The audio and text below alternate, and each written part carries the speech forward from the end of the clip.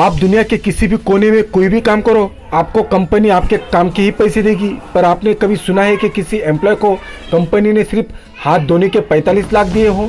दरअसल ये वाकया है इंग्लैंड के वेस्ट यॉर्कशायर का, जहाँ रह रहे 59 साल के सुसान रॉबिन्सन, जो कि वहाँ बेकरी की दुकान पर काम करते थे। वो बेकरी की दुकान किसी बड़ी सुपरमार्केट के लिए मफिन, कपकेक, डोनेट जैसी चीज़ें बनाकर देने का काम करती थी।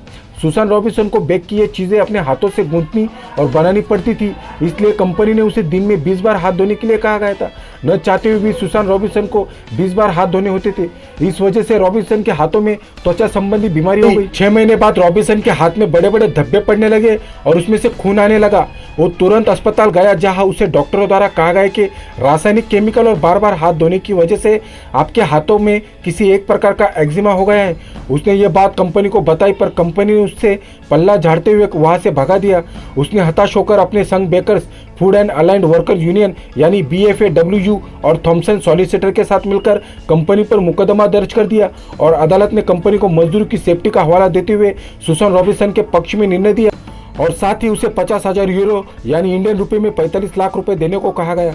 गाइस, ये इन्फॉर्मेशन आपको कैसी लगी कमेंट सेक्शन में लिखना ना भूलें।